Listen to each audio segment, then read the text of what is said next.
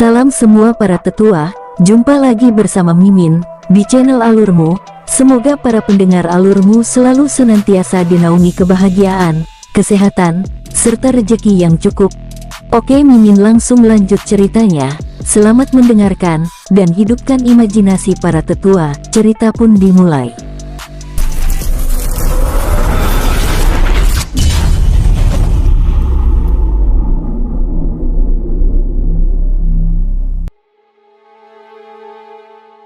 Wakil pemimpin King Ruo, bukankah Anda yang mengatakan bahwa dalamnya lautan dapat kita selami, tetapi dalamnya hati kita tidak ada yang tahu?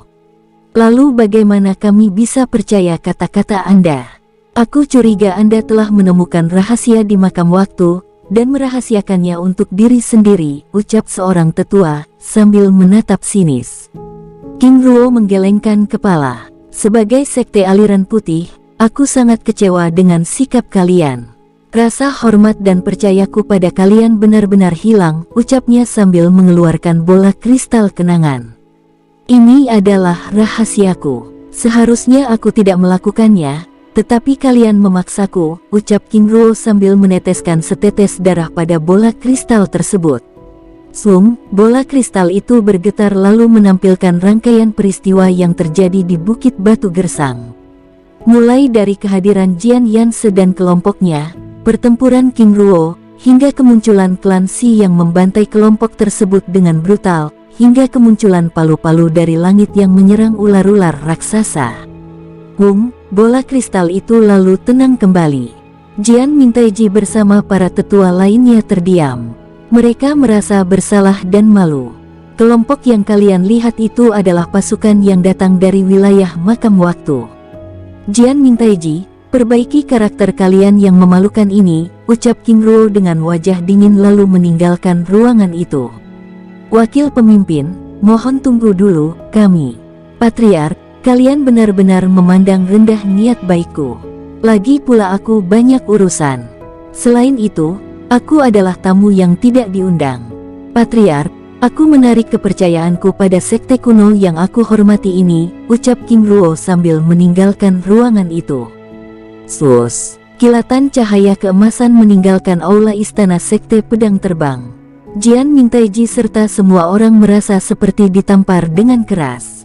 Ini adalah kali pertamanya semua orang dipermalukan dalam satu ruangan. Kita benar-benar bodoh. Seharusnya dari awal kita sudah bisa menilai ketulusannya dengan mengembalikan pedang ini, ucap seorang tetua mendesah. Benar, ucap Jian Mintaiji sambil menggelengkan kepalanya. Jika bukan karena bola kristal kenangan itu, aku bahkan tidak percaya atas tindakan Jian Yanse yang memalukan ini. Baiklah, pertemuan ini kita bubarkan karena kita telah mengetahui latar belakang kematian Jian Yanse. Selain itu sebagai peringatan, tidak ada di antara kita yang boleh memasuki wilayah makam waktu. Baik Patriark, setelah semua orang meninggalkan ruang itu, Jian Mintaiji keluar dari ruangannya mencari keberadaan King Ruo. Di luar wilayah Gunung Pedang, 6 km ke arah barat di sebuah bukit kecil, Huo Mingzi dan Huo Sudao yang sedang beristirahat dikejutkan dengan kehadiran aura yang terus mendekatinya. Penguasa Putri Yuyu, penguasa muda telah datang, ucap Huo Mingzi sambil berdiri. Penguasa, rute mana yang akan kita lewati? Kakak, bagaimana? Apakah sudah selesai? King Ruo menganggukkan kepalanya sambil tersenyum lembut. Semuanya sudah selesai. Mingzi, Zhou Dao, apakah kalian sudah siap? Sangat siap penguasa. Baik, mari pergi. Bawa kami melewati wilayah tengah. Kita akan beristirahat di Kekaisaran Luan, ucapnya sambil menaiki tubuh Huo Zhou Dao. Ling Er, apakah kamu tidak ingin menemani kakak Yuyu? Kakak Yuyu yang meminta, dia ingin menikmati perjalanan ini, sambil duduk di sisi King Ruo. Baiklah. Kedua kilin api itu lalu bergerak dengan tenang. Tubuh mereka bergerak meninggalkan bukit kecil tersebut. Mereka berdua terlihat sedang berlomba-lomba untuk menunjukkan kecepatannya masing-masing. Si Meilu yang berada di atas punggung Huo Mingzi terlihat begitu menikmati suasana tersebut. Putri, apakah Anda menyukai perjalanan ini? Tanya Huo Mingzi membuka percakapan dengan si Meilu. Tentu saja, aku sangat suka melihat pemandangan dari langit, jawabnya senang. Mereka berdua terus berbincang-bincang dengan santai sambil terus bergerak melintasi langit dengan kecepatan tinggi. Kakak, saat melihat kakak Yuyu, aku ingat dengan adik Zishu. Ling Er, apakah kamu baru menyadarinya? Benar, aku baru menyadarinya jika sifatnya seperti adik kecil kita itu, ucap King Ling mengingat King Zishu. King Ruo mendesah. Semoga ayah dan ibu serta Zishu Er baik-baik saja, ucapnya sambil mengeluarkan lencana giok jiwa dan meneteskan kekuatan darahnya lalu mengirimkan pesan jiwa pada Ling Yun untuk menanyakan keadaan adik kecilnya itu. Penguasa muda, penguasa putri, silakan beristirahat, serahkan saja padaku, ucap Huo Zoudao. Baik, terima kasih Zoudao, ucap King Ling sambil menyandarkan kepalanya pada bahu King Ruo. 5 menit setelah King Ruo dan rombongannya pergi, Jian Mingtaiji tiba di bukit kecil itu dan merasakan jejak aura King Ruo. Dia benar-benar cepat. Semoga di masa depan kesalahpahaman ini tidak terulang lagi. Semoga hubungan ini tetap berjalan baik, ucapnya lalu pergi. Dan Mimin geser ceritanya tetua alurmu. Di kota Perak, Villa Bambu Emas, seorang wanita cantik dengan aura kultivasi dewa bumi tingkat menengah, duduk di gazebo taman ditemani pria tampan dengan aura dewa bumi tingkat puncak. Mereka sedang berbincang-bincang dengan santai. Suamiku, aku merindukan putra kita. Aku juga. Aku bahkan merindukan kedua cucu kita yang lucu itu. Apa kita akan mengunjunginya? Sepertinya itu ide yang bagus. Lagi pula dengan tingkat kultivasi yang kita miliki, kita sudah dapat melewati kabut biru tanpa halangan. Tapi bagaimana dengan anak-anak, terutama Zishu? Mereka berdua terdiam lalu tertawa. Sepertinya kita harus menunggu beberapa tahun lagi, ucapnya sambil menggelengkan kepala. Saat mereka sedang berbincang-bincang, tiba-tiba giok jiwa dalam cincin penyimpanan Ling Yun bergetar. Suamiku, ada pesan dari Ruo Er, ucapnya dengan wajah gembira sambil memberikan lencana giok jiwa itu pada King Peng. Ruo Er menanyakan kabar kita semua, dan mengabarkan bahwa saat ini mereka sedang menuju Sekte Gunung Emas. Mengapa begitu lama? Bukankah seharusnya saat ini mereka sudah ada di Sekte Gunung Emas? Ucap Ling Yun penasaran. Aku yakin mereka saat ini pasti sedang berpetualang, ucap King Peng. Suamiku benar, ucap Ling Yun menganggukkan kepala. Ibu, seorang gadis kecil ditemani 2 gadis cantik lainnya tiba-tiba masuk dari gerbang villa menghampiri mereka berdua. Ah, putri ibu yang cantik. Kamu dari mana saja? Ibu, Zishu ditemani Tianba dan Tingxi jalan-jalan ke kota Perak, ucapnya dengan wajah bahagia. Tianba, Tingxi, apakah benar demikian? Benar nenek guru, jawab Biandui Tingxi dan He Tianba bersamaan. Lalu apa yang Zishu lakukan? Kedua gadis itu saling berpandangan. Kami mengunjungi setiap restoran yang ada di kota, ucapnya sambil tersenyum kecil. Ling Yun dan King Peng hanya bisa menggelengkan kepala sambil menatap putri kecilnya tersebut. Ayah, ibu, jangan marah ya, ucapnya dengan wajah memohon. Baiklah, tapi tidak lain kali. Zishu Er, kita harus selalu berhati-hati terutama pada orang-orang dari aliran hitam. Tapi kan ada Tingxi dan Tianba. Apalagi Tingxi sudah menjadi kultivator dewa bumi tingkat menegah, dan Tianba sudah menjadi kultivator pertapa suci. Lagi pula aku juga sudah dapat membela diri. Aku yakin mereka tidak akan berani macam-macam di kota Perak. Putri ayah kalau dinasehati dengar dulu. Jangan selalu menjawab, ucap King Peng sambil menatap matanya dengan lembut. King Zishu menganggukkan kepalanya lalu menatap Ling Yun. Baik ayah, ibu, maaf. Ya sayang, ibu maafkan. Ibu tidak melarangmu untuk bermain di mana saja, tetapi kalian tetap harus berhati-hati. Jangan sampai terlena. Ingat kultivasi kalian masih rendah, apalagi kamu yang baru saja di tingkat raja. Jika sudah kuat, ibu juga tidak melarang kamu pergi. Baik ibu, apakah kamu akan kembali ke dunia petir kuno? Lusa Bu, Guru Luo Feng sedang ada sedikit urusan, dengan wajah lucu sambil duduk di pangkuan King Peng. Si Xuer, ibu hampir lupa. Ada kabar dari kakakmu. Dia menanyakan kabarmu dan kabar kalian berdua, sambil menatap Bian Dui Tingzi dan He Tianba. Ibu, aku rindu kakak Ruo, dengan wajah murung. Ibu juga nak, ucap King Ling sambil mengusap rambutnya dengan lembut. Nenek guru, apakah guru baik-baik saja? Tanya Bian Dui Tingzi dengan penuh semangat. Guru kalian berdua baik-baik saja. Saat ini mereka berdua sedang menuju Sekte Gunung Emas. Apa?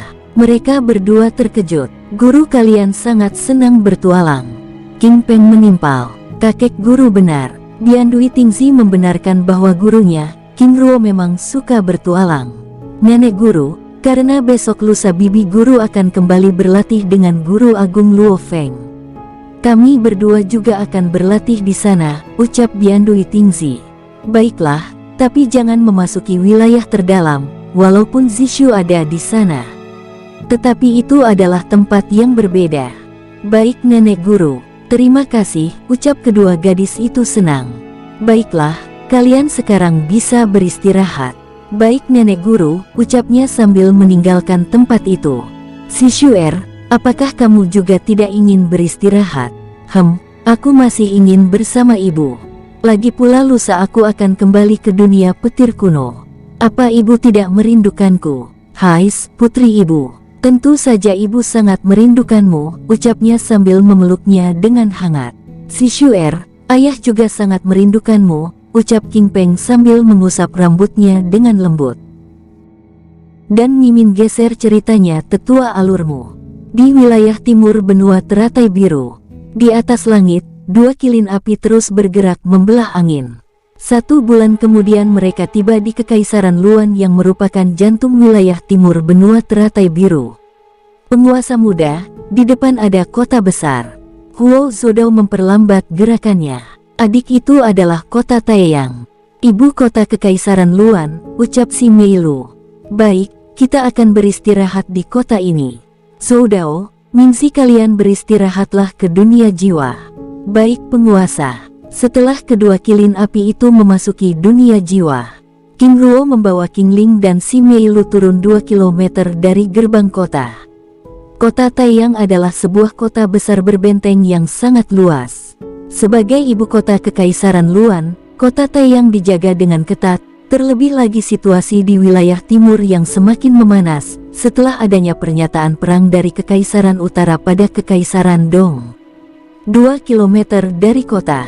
Setelah membawa King Ling dan si Meilu ke tempat lapang yang aman, King Ruo lalu membawa mereka berjalan kaki menuju pos penjagaan di luar benteng. Kehadiranmu mereka bertiga langsung menarik perhatian prajurit, terlebih lagi dengan penampilan King Ling dan si Meilu yang menggunakan cadar membuat mereka terlihat begitu mencurigakan. Tuan, Anda memasuki ibu kota Kekaisaran Luan. Mohon tunjukkan identitas Anda. Seorang komandan menghampiri mereka. Dengan tenang King Ruo lalu menunjukkan lencana emas kilin api milik Jenderal Jin Song yang telah dia ambil sebelumnya. Jenderal, apakah Anda utusan dari Kekaisaran Hangwo? King Ruo yang sudah tidak mengikuti perkembangan peperangan Kekaisaran Hangwo dan Kekaisaran Dong sebelumnya hanya bisa menganggukkan kepala. Mari Jenderal, ucap sang komandan dengan ramah. Komandan, apakah ada Jenderal kilin api yang telah tiba? Oh, ada Jenderal. Apa Anda ingin menemuinya?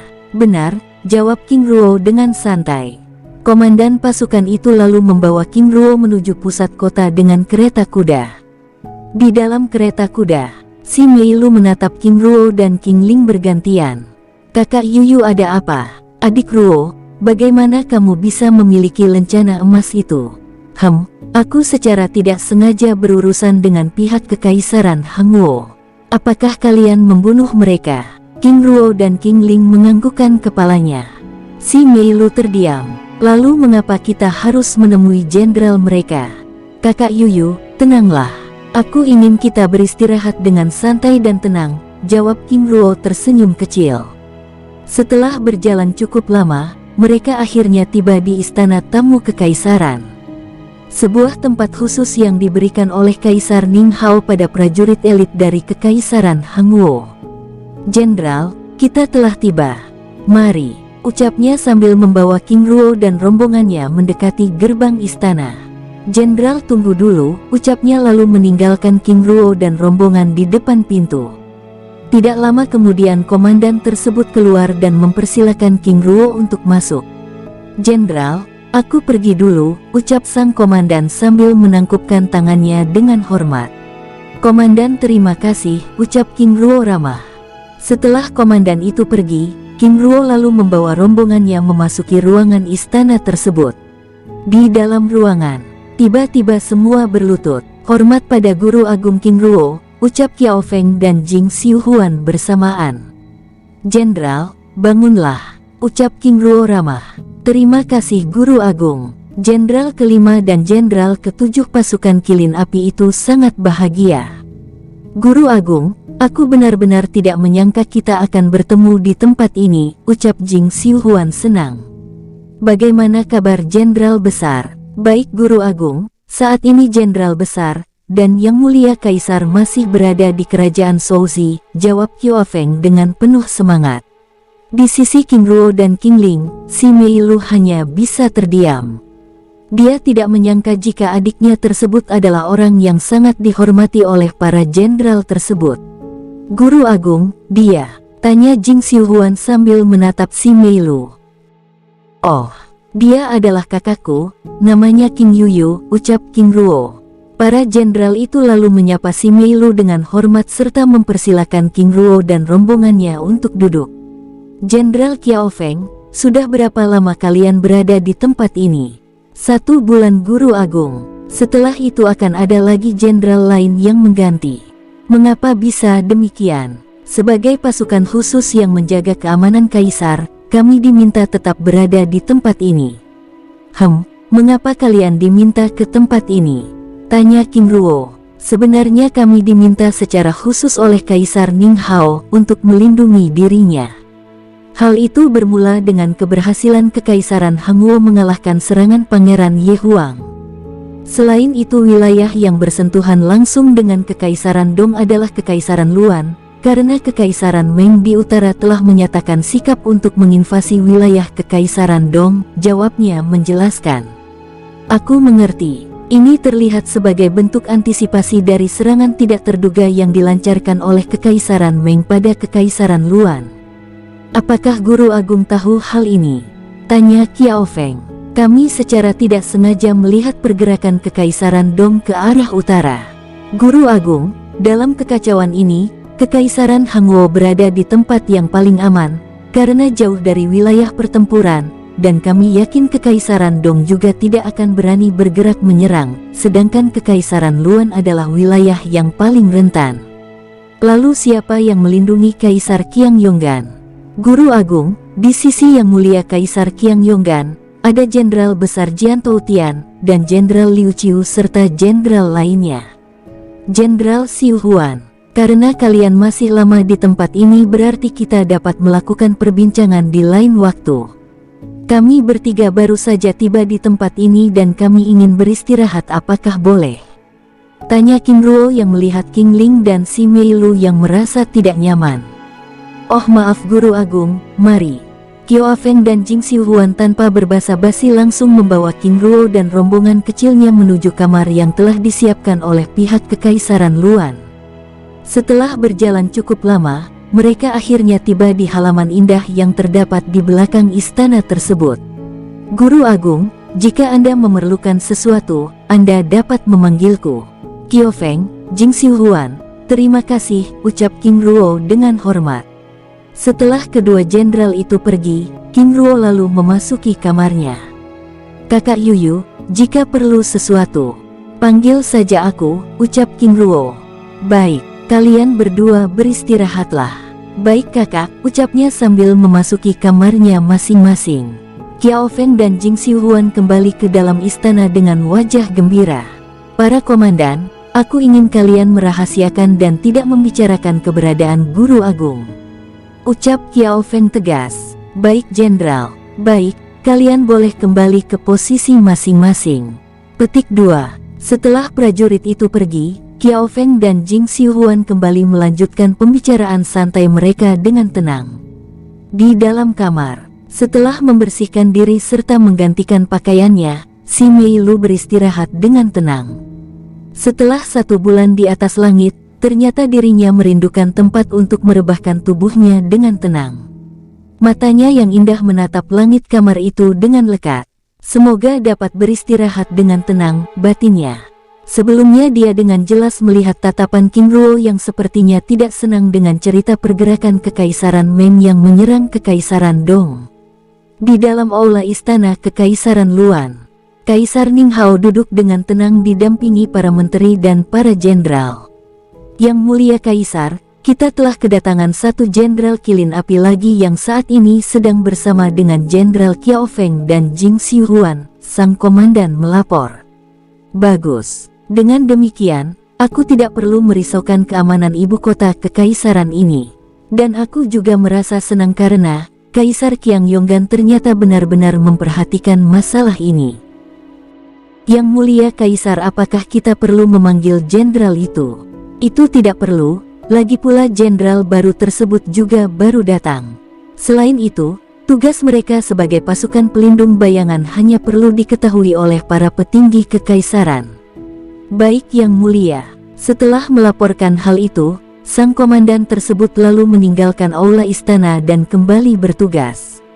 Aku benar-benar tidak menyangka jika Qiang Yonggan dan Jenderal Jian Toutian mampu membuat pasukan elit ini menjadi sangat terkenal.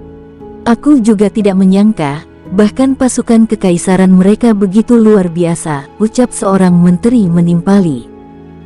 Aku pernah mendengar kabar burung, jika di dalam pasukan itu mereka memiliki seorang yang sangat ahli dalam strategi perang. Maksud menteri, ini hanyalah kabar burung, dan aku belum mengetahuinya dengan pasti. Dikatakan bahwa Kaisar Qiang Yonggan dan Jenderal Jian Toutian memiliki seorang guru agung. Maksudnya, tanya Kaisar Ninghao penasaran. Yang mulia, sebenarnya aku telah melakukan penyelidikan mengenai hal tersebut, dan aku juga sedang menunggu hasil penyelidikan itu. Baiklah, aku rasa itu adalah hal yang tepat dan secepatnya laporkan hal itu padaku. Baik yang mulia, jika mereka benar-benar memiliki seorang guru agung, aku juga ingin berguru padanya, ucap Ninghao senang. Tidak lama kemudian, seorang jenderal memasuki ruangan. Yang mulia Kaisar, Kekaisaran Meng telah mulai bergerak menuju perbatasan wilayah Kekaisaran Dong. Tetap siagakan pasukan. Baik yang mulia, ucapnya lalu meninggalkan ruangan itu. Yang mulia, apa langkah kita selanjutnya? Kita lihat dan awasi. Kekaisaran Meng benar-benar naif. Mereka menganggap rendah Kekaisaran Dong yang dapat dikalahkan oleh Kekaisaran Hangguo, ucap Ninghao menggelengkan kepalanya. Yang mulia benar, Kekaisaran Luan sebagai jantung wilayah timur harus dapat menahan diri dan bersikap netral.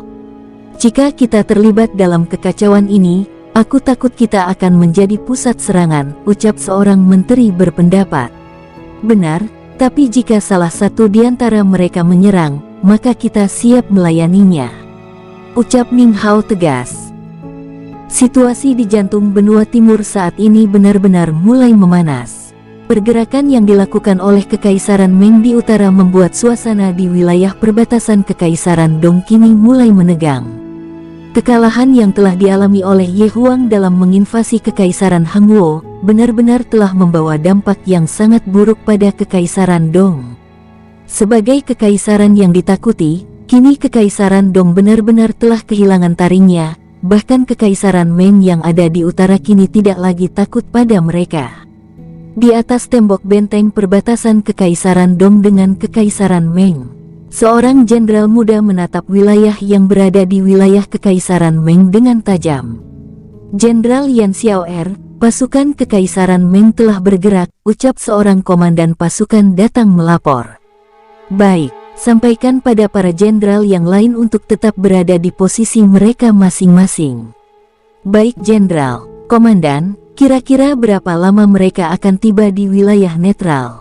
2 minggu lagi jenderal. Baik, terima kasih. Setelah komandan pasukan itu pergi, Yan Xiaoer masih berdiri di tempatnya. Klan Ye, jika tidak karena ulah kalian, situasi seperti ini tidak akan terjadi, ucapnya membatin sambil menggelengkan kepalanya. Saat dirinya sedang membatin, tiba-tiba cincin penyimpanannya bergetar. Pesan dari lencana giok jiwa. Saudara Xiaoer, saat ini aku berada di kota Taiyang, aku akan kembali ke jantung benua teratai biru. Apa? Saudara Ruo sudah berada di Kekaisaran Luan. Itu berarti dia telah kembali dari makam waktu. Dengan wajah bahagia, Yan Xiaoer lalu meninggalkan tempat itu dengan tergesa-gesa. Di barak pasukan, beberapa jenderal sedang duduk di tempat itu berbincang-bincang mengenai kesiapan mereka menghadapi situasi yang akan mereka hadapi. Pembicaraan panas itu seketika terhenti saat Yan Xiaoer memasuki ruangan. Jenderal Yan Xiaoer, apa telah terjadi sesuatu? Jenderal Lei Gong, aku ada sedikit urusan. Aku akan kembali secepatnya. Jenderal, jangan bercanda. Situasi seperti ini Anda masih ingin pergi? Seorang jenderal menimpali. Jenderal Yesun, ini masalah sangat penting dan aku tidak bercanda. Aku serahkan komando pasukan pada kalian berdua. Baik, kami berdua percaya pada Anda. Jika urusan telah selesai, segera kembali, karena kami sangat memerlukan bantuan Anda, ucap Lei Gong. Baik, aku pergi, ucap Yan Xiaoer sambil menangkupkan tangannya dengan hormat. Para jenderal yang ada di dalam ruangan itu menganggukkan kepala sambil menatap kepergian Yan Xiaoer yang terlihat tergesa-gesa. Jenderal Yesun, tenanglah. Aku sangat percaya dengan Jenderal Yan Xiaoer. Jenderal Lei Gong, jangan lupa bahwa dia adalah orang yang pernah meninggalkan pertempuran. Aku tahu, tapi apakah itu adalah alasan untuk mencurigainya? Bukan demikian, maksudku seharusnya kita mengetahui tujuan kepergiannya. Jenderal Yesun, sejak kapan 3 klan utama pendiri kekaisaran saling mencurigai? Sudahlah, kita adalah pilar kekaisaran Dong, harus saling mempercayai. Ingat, Yan Xiaoer adalah jenderal yang baik. Dia pasti telah memperhitungkan dengan bijak. Para jenderal itu lalu melanjutkan perbincangan hangat mereka. Kota Taiyang, 4 hari kemudian. Di dalam istana pasukan elit, King Ruo, Qiao Feng, dan Jing Xiuhuan berbincang-bincang santai. Sedangkan King Ling, bersama si Mei Lu, dia sedang berlatih teknik pengendalian waktu. Jenderal Qiao Feng, bagaimana pergerakan pasukan Kekaisaran Meng saat ini? Guru Agung, saat ini mereka telah mulai melakukan pergerakan dengan menggerakkan dan mengumpulkan pasukan utama mereka. Tujuannya adalah untuk segera menyerang benteng perbatasan Kekaisaran Dong. Guru Agung, kenapa Anda menanyakan hal itu? Aku hanya ingin tahu saja, jawabnya. King Ruo mendesah dan terdiam. Aku merasa kedatanganku ke tempat ini telah membawa kekacauan besar, batinnya. Guru Agung, apa pendapat Anda mengenai hal ini? Tanya Jing Xiuhuan. Menurutku, peperangan ini adalah sesuatu yang sangat tidak perlu. Bukankah Kekaisaran Dong telah mengalami kerugian dan kekalahan? Lagi pula sebelumnya mereka juga tidak menyerang Kekaisaran Meng. Guru Agung benar, bukankah perdamaian itu lebih penting? Benar, aku sangat setuju. Seharusnya Kekaisaran Meng dapat belajar dari kekalahan Kekaisaran Dong. Bahwa kepungahan hanya akan membawa keburukan, ucap King Ruo. Maksud Anda Guru Agung? Kekaisaran Meng menganggap dirinya terlalu tinggi. Mereka menganggap kekalahan yang telah dialami oleh Kekaisaran Dong sebagai suatu kesempatan untuk meraih keuntungan. Jenderal Qiao Feng, Xiuhuan, aku telah kembali dari wilayah ujung timur, dan aku telah melihat kekuatan pasukan mereka yang luar biasa, ucapnya sambil menggelengkan kepala. Qiao Feng dan Jing Xiuhuan terdiam. Guru Agung, apakah mereka benar-benar kuat? Sangat kuat. Satu kerajaan besar saja memiliki puluhan kerajaan kecil lainnya. Sebagai contoh, kerajaan Wanbao Sijian. Kerajaan ini memiliki hampir 20 kerajaan kecil lainnya. Guru Agung benar, kita kalikan saja satu kerajaan kecil itu memiliki 15.000 pasukan, Itu berarti kerajaan Wanbao Sijian memiliki 300.000 pasukan cadangan, belum lagi dengan kekuatan pasukan utama kerajaan. Benar, tapi ini hanya bayanganku saja. Saat mereka sedang berbincang-bincang, tiba-tiba seorang komandan pasukan memasuki ruangan dengan tergesa-gesa. "Jenderal, seseorang dari Kekaisaran Dong memaksa masuk di pintu gerbang timur dan membuat kekacauan." "Apa sudah ditangani?" tanya Qiao Feng. "Benar jenderal, dia ternyata seorang jenderal." "Lalu apa hubungannya dengan kami?" tanya Jing Xiuhuan bingung. "Dia ingin bertemu dengan Anda berdua, jenderal." Qiao Feng dan Jing Xiuhuan saling berpandangan. "Lalu di mana dia sekarang?" "Jenderal, saat ini orang itu sudah dibawa ke aula istana, dan Anda bertiga diminta oleh Yang Mulia Kaisar Ning Hao untuk menghadap." "Komandan, kami bertiga?" tanya Qiao Feng penasaran. "Benar jenderal." "Baiklah, silakan pergi. Kami akan menghadap." "Baik jenderal," ucap sang komandan sambil meninggalkan ruangan itu. "Guru Agung, aku benar-benar tidak tahu bagaimana Ning Hao tahu keberadaan Anda," ucapnya dengan wajah bersalah. "Tenanglah, aku yakin mereka juga telah melakukan pengawasan pada kita semua." King Ruo menenangkan. Qiao Feng dan Jing Xiuhuan menganggukkan kepala. "Baik, mari kita menemui Kaisar. Jika mereka menanyakan namaku, katakan saja dengan nama lain." "Baik Guru Agung, tapi nama apa?" "Terserah kalian, asalkan bukan nama asliku," ucap King Ruo. "Bagaimana dengan nama Hao Lao?"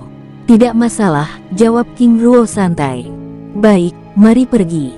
Di aula istana Kekaisaran Luan, di tengah ruangan, seorang pemuda duduk dengan tubuh terikat rantai emas. Wajahnya yang tegas menatap semua orang yang ada di tempat itu dengan tenang dan ramah. "Jenderal, mengapa Anda mendatangi tempat ini dan mencari Jenderal Kilin Api?" "Yang Mulia, aku telah menjawab sebelumnya bahwa ini adalah rahasia." "Lancang, berani sekali kamu tidak menjawab pertanyaan Kaisar.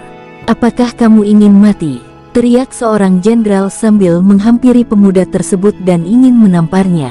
Duar, ledakan keras tiba-tiba bergema bersamaan dengan terlemparnya sang jenderal tersebut.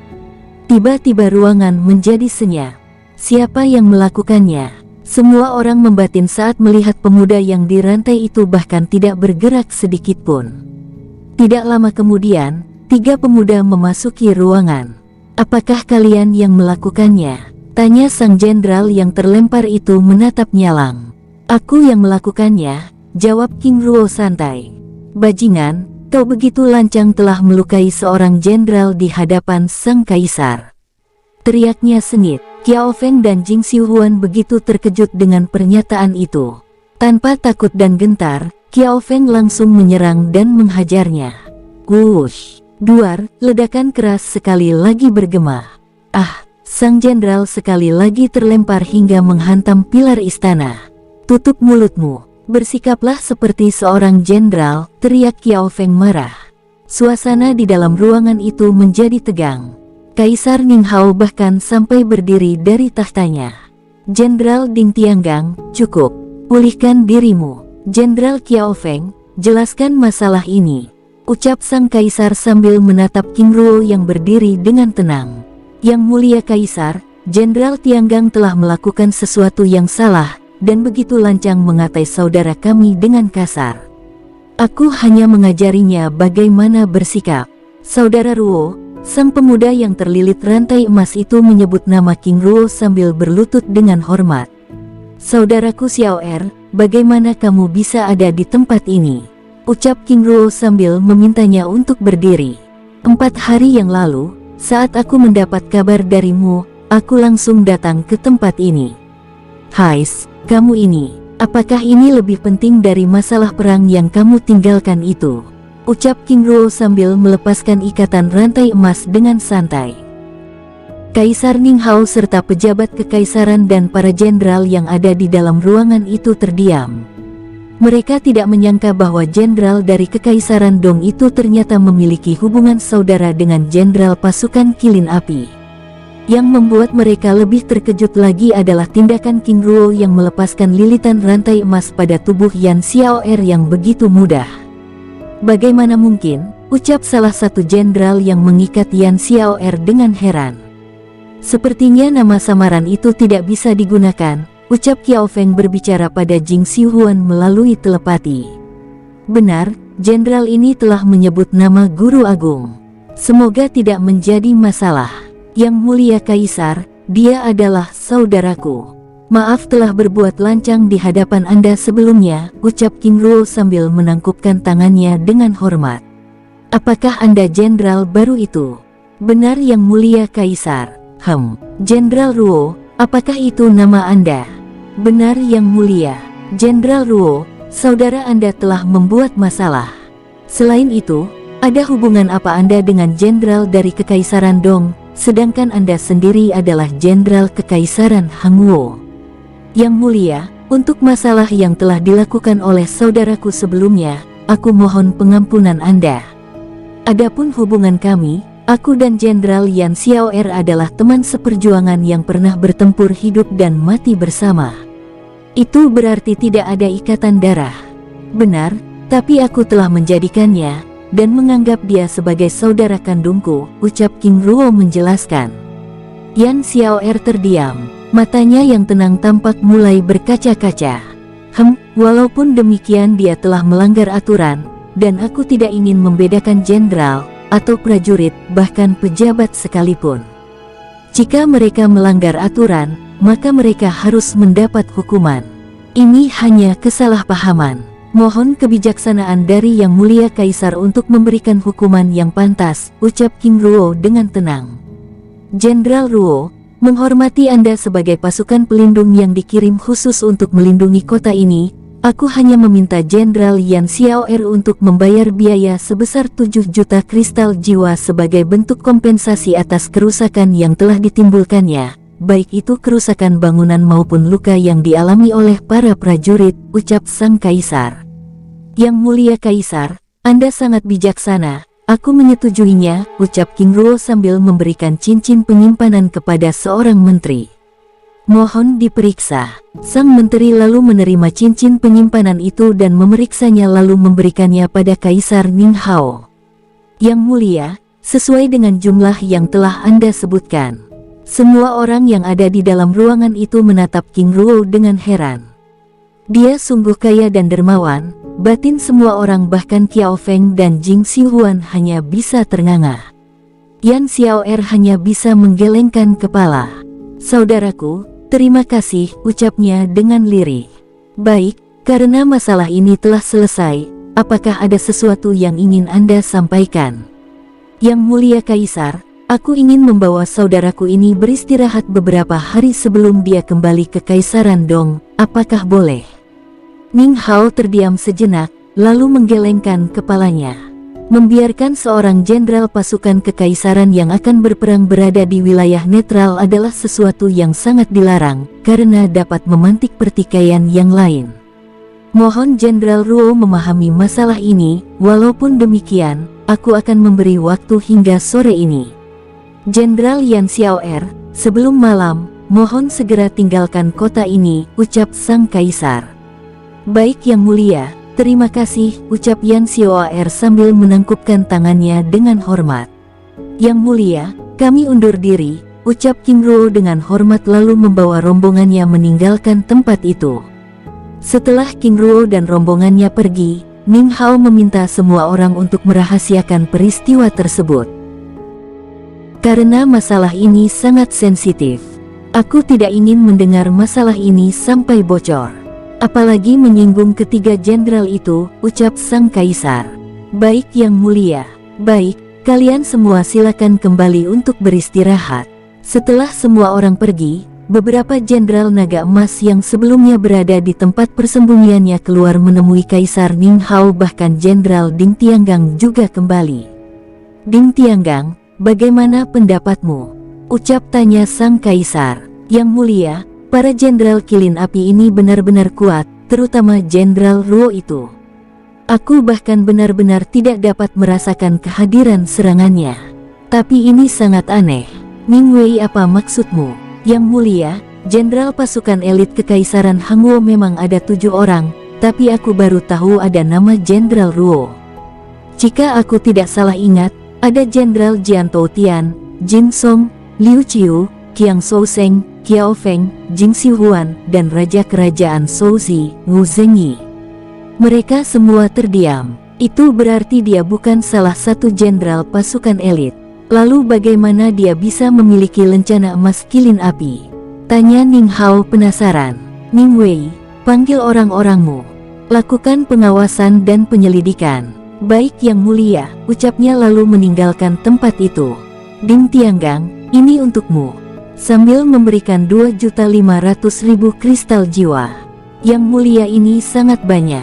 Ding Tianggang, terimalah. Terima kasih telah mau membantuku menguji kekuatan mereka. Baik Yang Mulia, terima kasih. Baik, pulihkan dirimu. Setelah Ding Tianggang meninggalkan tempat itu, Ning Hao juga ikut beranjak dari tempat duduknya. Di tempat lain, King Ruo membawa rombongannya pergi ke sebuah restoran mewah dan memesan sebuah ruangan khusus. Di dalam ruangan, sambil menunggu pesanan tiba, mereka berbincang-bincang dengan santai. Qiao Feng, Xiuhuan, maaf membawa kalian di tempat ini, ucap King Ruo. Guru, maksudku Jenderal Ruo. Ini tidak masalah, lagi pula kami juga menyukai tempat ini. Baguslah. Qiao Feng, Xiuhuan, dia adalah Jenderal Yan Xiaoer, walaupun dia berasal dari Kekaisaran Dong, aku harap kalian tidak membencinya. Jenderal Ruo, bagaimana mungkin kami membenci saudara Anda? Ucap Jing Xiuhuan cepat. Baguslah. Aku berharap di masa depan kalian dapat berteman dengan baik.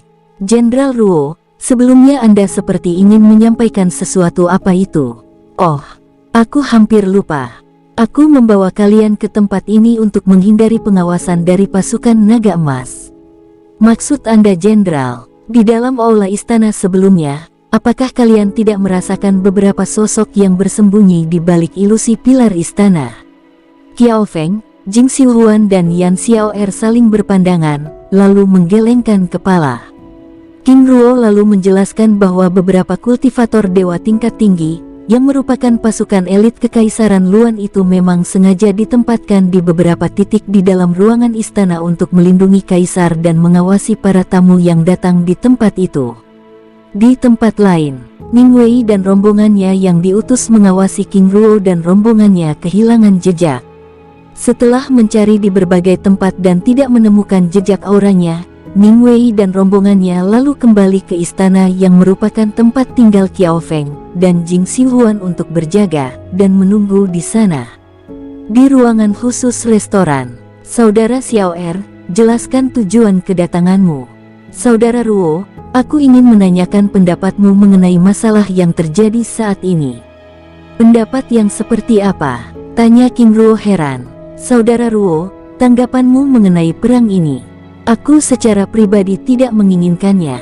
Aku juga demikian, oleh karena itu, aku mohon solusi dari saudara, ucap Xiaoer sambil menatap King Ruo dengan serius. King Ruo tertawa kecil. Saudara, seharusnya kamu menghadap Kaisar Ye Dongli. Aku akan tetap menemuinya, tapi masalahnya Kekaisaran Dong bukanlah kekaisaran lemah. Kami masih memiliki ratusan ribu hingga jutaan pasukan yang siap berperang. Masalahnya adalah, Yang Mulia Kaisar Ye Dongli akan menolak mentah-mentah alasanku. Oleh karena itu, aku perlu saran saudara, ucap Yan Xiaoer. King Ruo terdiam sesaat. Kira-kira berapa lama lagi pertempuran itu akan terjadi? Tanya King Ruo. Kira-kira 10 hari lagi. Saat ini pasukan Kekaisaran Meng bahkan sudah mulai bergerak. Itu berarti masih ada waktu. Saudara jelaskan padaku bagaimana caranya. Ucapnya dengan wajah berbinar bahagia. Saudara Xiaoer, ada 2 cara, tapi aku tidak tahu apakah ini diterima oleh Ye Dongli atau tidak, ucap King Ruo. Saudara Ruo, itu tidak masalah. Aku akan menyampaikan hal ini padanya. Diterima atau tidak itu adalah urusan kedua, yang penting aku sudah menyampaikan hal ini padanya, ucap Yan Xiaoer. Baik, cara pertama, Kirim utusan untuk membuat perjanjian damai dengan Kekaisaran Hangwo. Berikan mereka kompensasi yang pantas atas tindakan kalian sebelumnya, baik itu berupa benda, atau dengan memberikan kota terdekat dengan wilayah mereka. Keuntungan perjanjian ini adalah kalian secara langsung telah memiliki aliansi dan menghindari serangan dari mereka, ucap King Ruo menjelaskan. Tapi apakah pihak Kekaisaran Hangwo akan menerima usulan itu? Jika saudara yang pergi, aku rasa usulan itu pasti akan diterima, karena aku yakin Kekaisaran Hangwo juga tidak ingin berperang. Selain itu, aku juga akan membantu. Jenderal Ruo benar. Jika kita bisa menciptakan perdamaian, mengapa tidak? Ucap Jing Xiuhuan bersemangat. Baik, itu cara pertama. Aku telah memahami keuntungan dan kerugiannya dengan jelas. Saudara Ruo, bagaimana dengan cara kedua? Saudara Xiao Er, aku tahu bahwa Kekaisaran Dong memiliki jumlah pasukan yang sangat banyak, tetapi untuk menggerakkan mereka dalam waktu singkat pasti sangat sulit, karena jarak yang terlalu jauh.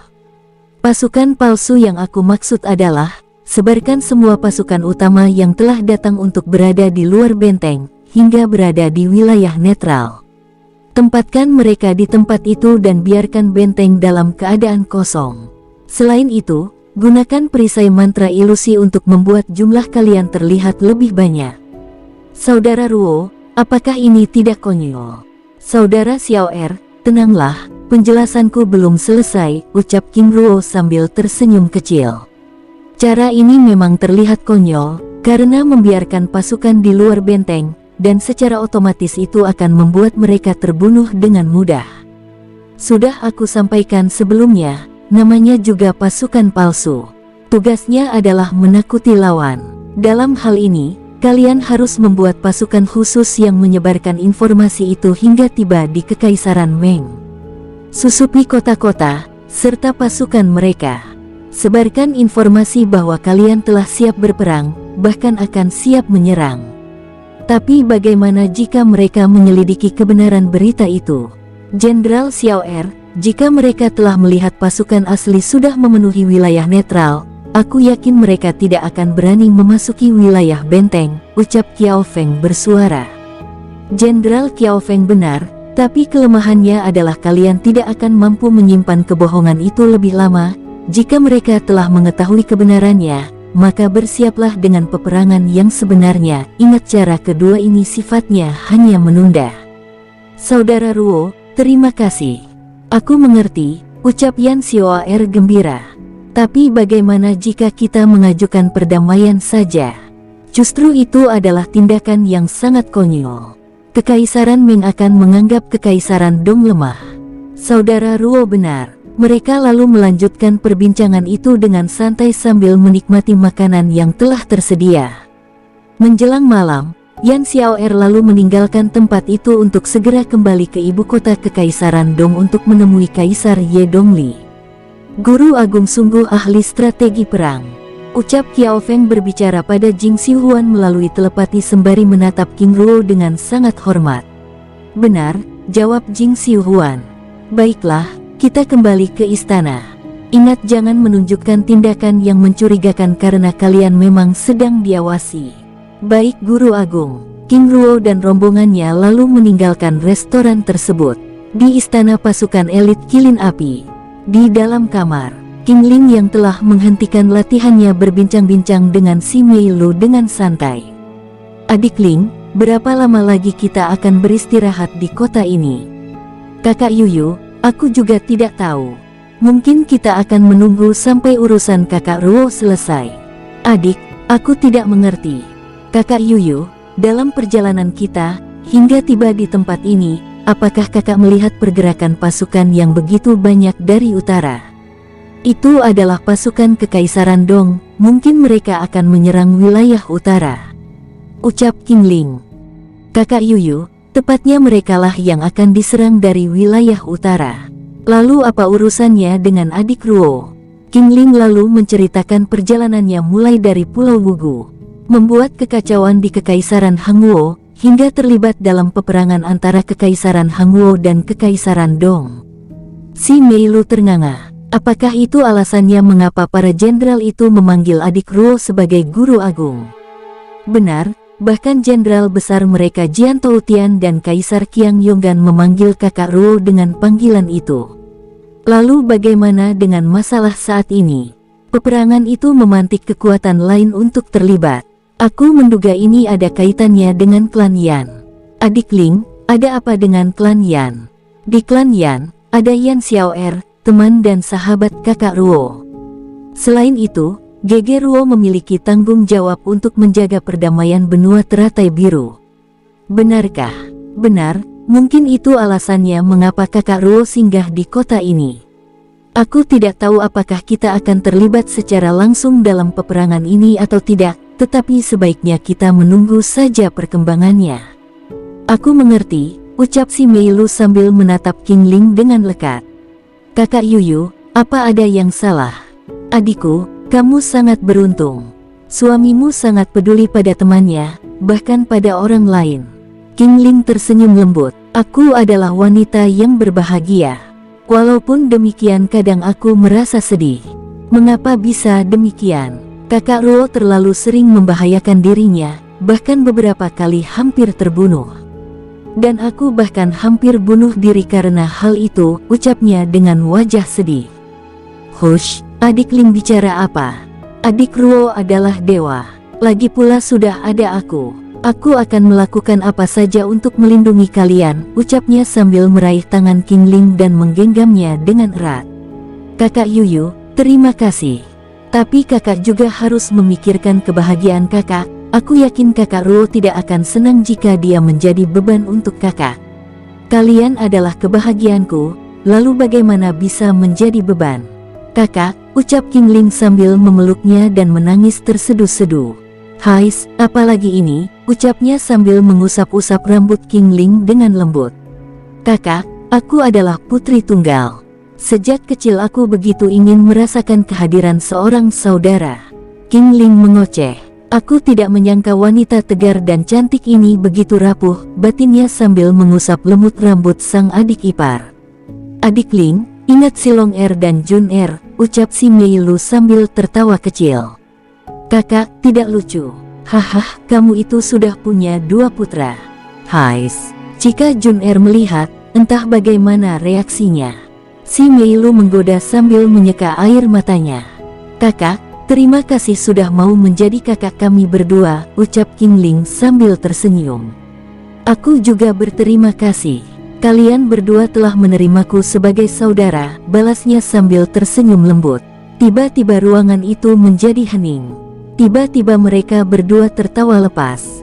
Ling Er, kakak Yuyu, suara King Ruo mengejutkan mereka. Oh, kakak Ruo sudah kembali, ucapnya sambil bergegas membuka pintu. Sepertinya kita akan beristirahat beberapa hari lagi di kota ini. Apa kalian keberatan? Tidak masalah, lagi pula kami menyukai tempat ini, balas kedua wanita itu bersamaan.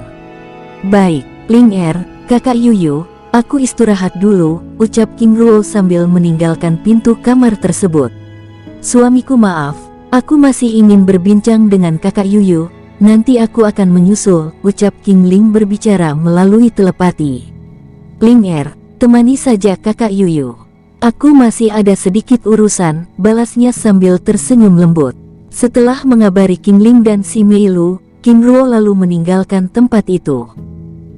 Dari jauh, beberapa pasang mata yang mengawasi tempat penginapan King Ruo dan rombongannya begitu terkejut saat melihat King Ruo tiba-tiba hilang dari pandangan mereka. Jenderal, sejak kedatangan Jenderal Ruo, kita benar-benar tidak bisa mengawasi tempat ini. Maksudnya, aku merasa tempat ini telah dilindungi oleh mantra formasi tingkat tinggi. Benar, tindakannya begitu mencurigakan, ucap yang lain berbicara. Sepertinya Kaisar Ninghao benar-benar tidak mempercayai kami, ucap King Ruo menimpali pembicaraan mereka yang tiba-tiba muncul dari belakang. Jenderal Ningwei yang ada di tempat itu begitu terkejut. Bagaimana mungkin? Batinnya gugup sambil mencari alasan. Jenderal Ruo, kami Tindakan kalian yang telah meragukan kepercayaan dan niat baik Kekaisaran Hangzhou benar-benar melukai perasaan kami, ucap King Ruo santai lalu meninggalkan tempat itu. Ning Wei dan rombongannya terdiam. Mereka benar-benar kehilangan ide untuk memberikan sanggahan. Apalagi King Ruo yang tiba-tiba pergi. Jenderal, apa yang harus kita lakukan? Tapi bagaimana dia bisa mengetahui keberadaan kita? Ucap yang lain berbicara. Ning Wei terdiam. Sebaiknya kita meninggalkan tempat ini. Baik, jawab yang lain lalu bergerak meninggalkan tempat itu. Setelah Ning Wei dan rombongannya benar-benar pergi, barulah King Ruo kembali ke dalam kamarnya. King Ruo memasuki kamarnya dengan tenang dan melihat King Ling sudah menunggunya. Ling kamu tidak menemani kakak Yuyu. Kakak Ruo, kakak Yuyu ingin beristirahat sendiri, ucap King Ling sambil tersenyum lembut. King Ruo lalu duduk di sampingnya, dan memeluknya dengan hangat. Ling maaf karena aku menunda perjalanan. Kakak, tidak masalah. Lagi pula aku dan kakak Yuyu sudah membicarakannya. Ling terima kasih. Saat ini aku sedang memantau masalah yang sedang terjadi, semoga saudara Yan Xiao berhasil. Maksud kakak? Tanya King Ling. Aku telah berbicara dengan saudara Yan Xiao untuk menyelesaikan masalah ini. Semoga berhasil. Lalu apakah kita akan terlibat secara langsung? Ling kita akan menunggu perkembangannya. Semoga berhasil, lalu kita bisa secepatnya pulang, ucap King Ruo. Baik jawab King Ling lembut. Setelah berbincang-bincang cukup lama, akhirnya mereka beristirahat. Di tempat lain, taman belakang istana Kekaisaran Luan. Ning Hao yang sedang duduk menikmati suasana malam dikejutkan dengan kedatangan Ning Wei dan rombongannya.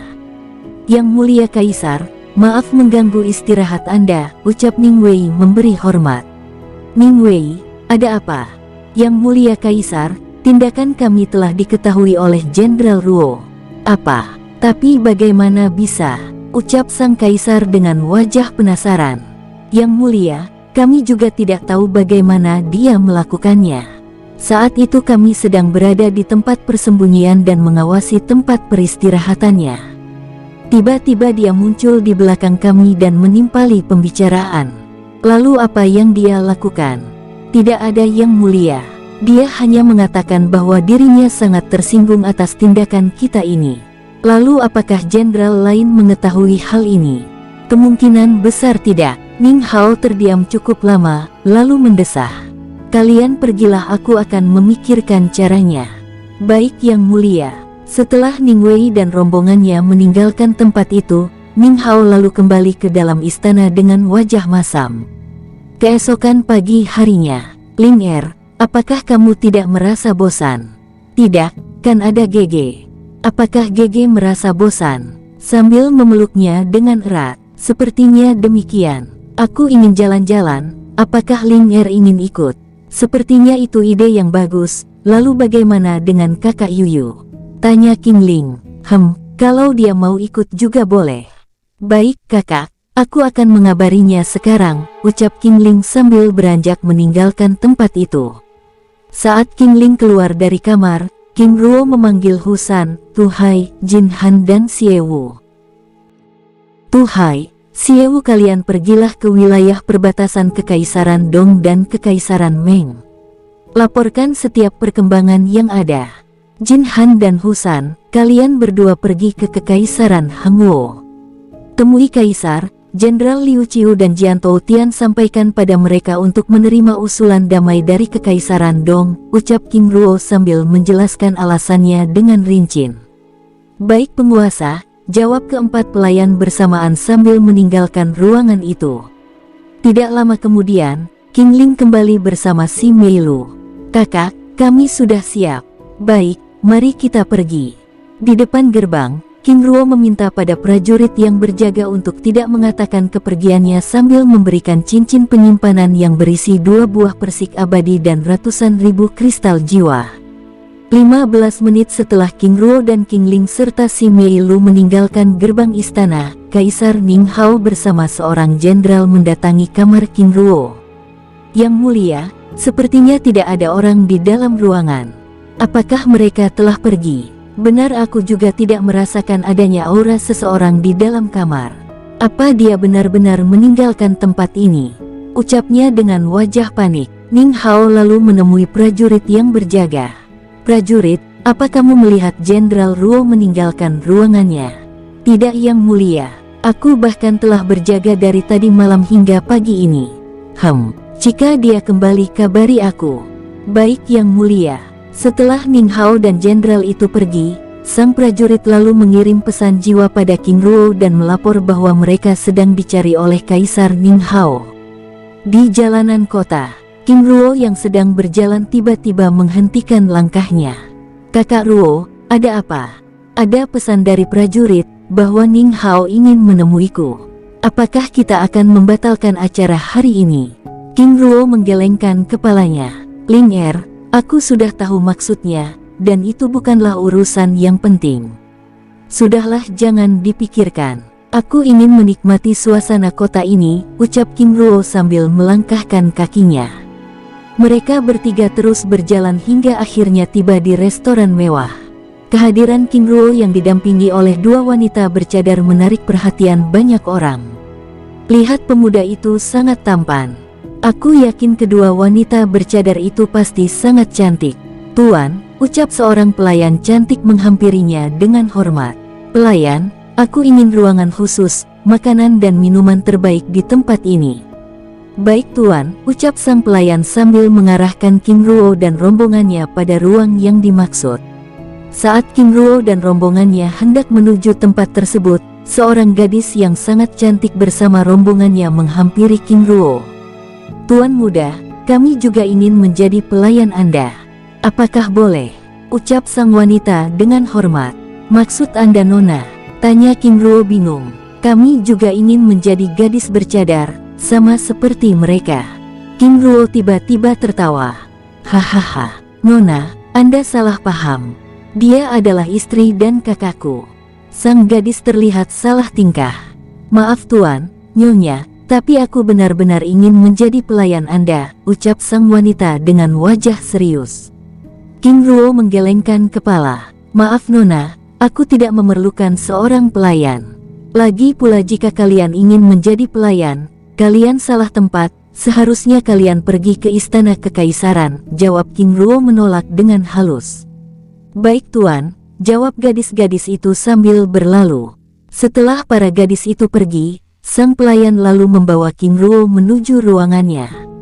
Di dalam ruangan khusus lainnya, Saudari Ai King, ini sangat aneh, karena dia tidak terpengaruh oleh mantra ilusi jerat asmara, ucap salah satu wanita dari beberapa wanita itu. Aku juga tidak tahu, tapi walau bagaimanapun, aku harus mendapatkannya. Kalian tetap awasi tempat ini, aku akan segera kembali menemui guru dan meminta petunjuknya. Baik saudari, serahkan ini pada kami, jawab para gadis dengan wajah serius. Bersambung, sampai ketemu di episode selanjutnya, semoga kalian semua selalu terhibur, dan terima kasih.